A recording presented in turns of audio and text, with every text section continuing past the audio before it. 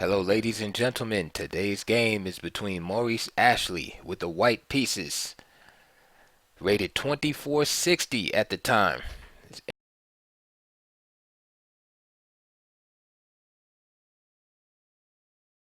Pieces rated 2635. This game took place in San Francisco in 1995. And yes, even in 1995, Victor Korchnoi was already old at that point. So the game started out E4 from Maurice, C6 Caro-Kann from Victor, D4, D5, and now Maurice played the flexible knight D2 as opposed to knight C3. D takes E4, knight takes E4, bishop F5, knight G3, bishop G6, knight F3, and now knight F6, which is a sideline of the Caro-Kann variation. Usually, in the normal classical lines, black will play H6 in order to bring his bishop back to H7, a line that was popularized in the 1960s by Boris Spassky, where the bishop would go back to tuck itself in to h6 at some point. So h4 would be played, a move like that, and you would get these type of continuations. I didn't play the exact move order, but you get a similar looking position. However, Victor Korchnoi switched it up and played knight f6, and this gives the opportunity for for white just to steal the bishop here, which Maurice does immediately by playing knight bd7. I'm sorry, knight e5. So after knight bd7, knight takes g6, h takes g6, and this is creates an imbalance in the position because Korchnoi being the higher rated player, it favors him to have more imbalances in the position. It makes the position more complicated, and thus there's more potholes in the position where Maurice could make a mistake. So here you can see he's taking on double pawns, and giving up the bishop here to white, but he has the open H file. Bishop D3, Queen C7, Queen F3, E6 by Korchnoi, Bishop E3, C5. So here comes the typical attack on the white center.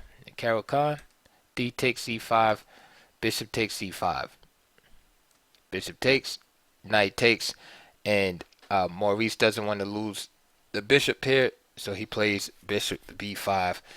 I'm sorry, the bishop here. He doesn't want to lose his bishop, so he plays Bishop B5 check. At this point, we can say that black has definitely equalized out of the opening. He's gotten his break successfully and tore down white center. And he pretty much has nothing to worry about here. So the game is pretty equal. But at the same time, the game is imbalanced. And this is what black wants, definitely as a higher rated player. It seems that Maurice was just trying to maintain a solid position. As you can see, his pawn structure is pristine. He's developed nicely. So he's trying to keep things close to the vest, it seems, where Korchnoi is trying to provoke a fight here. So after Bishop B5 check, Korchnoi just simply moves his king and connects his rooks. Okay, so he doesn't waste any time. He just plays King E7. Now, perfectly playable is a move like Knight CD7. It's more conservative. So the game could go castles, castles. Let's say Bishop takes, Rook takes, Rook takes, Queen takes, Rook D1, Queen C7, and so on. Perfectly perfectly even game for black at this point. But again, Korchnoi is pushing the envelope here, and so he's playing in almost style of Chigorin, not afraid to move his king around, as the king is perfectly safe. He has no problem using the king as an active piece. Castles by Maurice. Rook h4. So Korchnoi develops the rook on the open file. And so his whole plan with allowing his bishop to be taken earlier and open up the h file worked out tremendously because he saved a full tempo in the development of his rook. Maurice plays bishop e2, wanting to find a different job for the bishop. Rook c8 by Korchnoi. So now things are getting a little bit murky down the c file. King b1. And now Korchnoi starts the attack. Now here Maurice has been playing, again, like I said, a little bit too close to the vest. And although his position is solid, it's not active at all. Alright, so he's not giving black anything to think about in terms of an attack in the position. So black, is just following the principles of Steinitz, that if you don't attack, that the initiative will eventually pass to your opponent and he will start to attack. So that's what we see here. Of course, Korchnoi feels he has the right to attack now. He played b5 and he's willing to sacrifice a pawn. Maurice rejects the sacrifice and plays queen e3. The idea is that bishop takes b5 will just simply open up lines of attack against the white king. So for example, rook b8, bishop e2, knight a4, and you can see the build up against the b2 square. Queen a3 check, king e8, and of course king a1 is met by rook takes b2, and if b3, then simply knight c3 picks up the rook on d1, knight c3 check, and white is lost. So Maurice rejected the pawn sacrifice,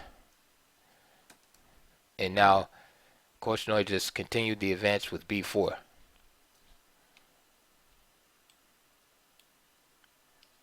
Here Maurice cracks under pressure and plays the move rook d2.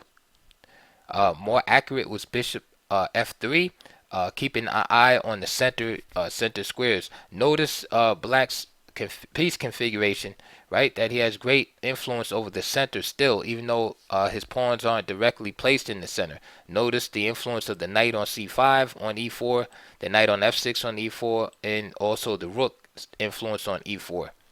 And this pawn does a great job on e6 of influencing the d5 square. You also have this queen on c7 that is also, keeping an eye on the e5 square. So although there's not a bunch of pawns in the center, notice how the pieces are keeping an eye on the center here. So this is basically the crux of Ashley's mistake here in not playing the move bishop f3, is it fails to adequately keep an eye on the e4 square. So after b4 was played by Korchnoi, Ashley played rook d2, a natural move, right? Keeps an eye on this pawn right here, since the queen and rook are doubled up, and then in some lines eventually, maybe after h3, which is another possibility, then you could play a move like rook d1 and double up on the d file. However, tactics is king, so before position, tactics must be considered. And here, since there's not adequate protection in white's territory of the e4 square, Korchnoi is able to hop in with his knight and play and attack this rook. Black is giving a dilemma to white in that he can't really move this rook off the second rank because of the vulnerability of the c2 pawn. So he has one knight to exchange, but black just simply captures with the other knight. And now we can see how beneficial it is to have this rook here in h4. So Ashley plays rook d4. After all, if he does move like king a1, then just simply knight takes d2. So he plays rook d4. And the castle comes crumbling down. Queen takes c2 check. King a1. And now simple chess by Korchnoi, knight d2, blocking the action of the queen. in the defense of the c1 square. So now queen c1 check is threatened, and of course mate is coming. This causes Ashley to have to open up this position more. And now, of course, Korchnoi is going to find the simple tactics. Knight takes b3. And the idea, of course, is if queen takes b3, then simply rook takes d4. This rook would be hanging. And if a takes b3, which happened during the game, then just simply rook c5 from Korchnoi, threatening rook a5 mate. So that was the end of that game. Maurice Ashley resigned after rook c5. So 24 move crushing game from Victor the Terrible Korchnoi. I hope you enjoyed that game. What are some of the conclusions we can take from that game? Well, one is passive play is not good. White had a solid position, but his play was just a little bit too close to the vest and passive. All right. So if you're playing passive, try to be more active and look for threats in the position. You have to give your opponent some problems in the position, or else he'll just take the initiative and give you all kind of problems to solve.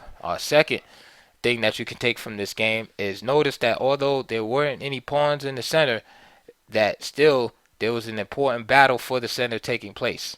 All right, and in the end, black wound up taking over the e4 square with his knights, and that's what really decided the game. That one oversight right there, and not defending the e4 square with bishop f3. So keep an eye on that. So even though pawns might not be involved, control of the center is still very important. So those are the lessons you can take from this game today. And also, castling is always not necessarily. As you see, Korchnoi's king is on e7. If your king is safe, then you do not need to castle. So notice how black utilized the open h file. All right, and he saved the entire tempo and was able to bring his rook to h4, which had an influence on the center and affected the outcome of the game. So all of those things you can take as part of the lesson from this game today. I hope you enjoyed it. Please check my links below. Donate and support my channel, please. And also check the links for DVDs and or books related to the opening that we saw on the board today, which is the Caro-Kann defense. And we'll see you on the next video.